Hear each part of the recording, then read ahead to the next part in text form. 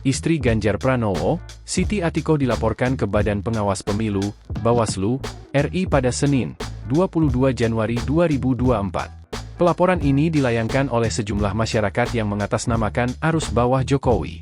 Selain Atikoh, sejumlah masyarakat ini juga turut melaporkan Sekretaris Daerah, Sekda, Provinsi Sulawesi Utara, Steve Hartke Andries Kepel alias Steve Kepel.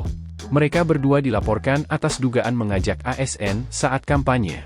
Jadi, secara resmi kami melaporkan ada dua pihak yaitu Sekretaris Daerah Provinsi Sulawesi Utara dan tim kampanye dalam hal ini istri dari Capres itu sendiri, Atikoh, kata Kabid Organisasi Arus Bawah Jokowi, Leo Alfian Lintang kepada awak media di kantor Bawaslu RI, Jakarta.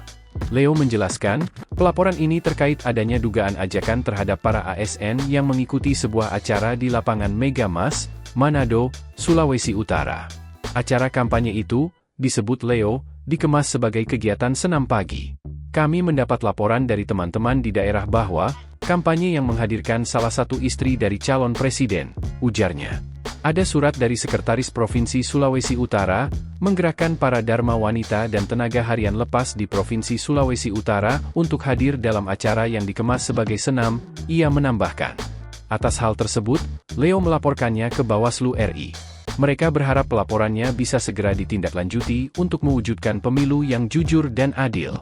Kami berharap sebagai warga negara yang baik, pemilu ini dilakukan secara jujur dan adil sehingga pelaporan ini kami lakukan dengan harapan Bawaslu dapat menindaklanjuti sesuai dengan peraturan perundang-perundangan yang berlaku, pungkasnya.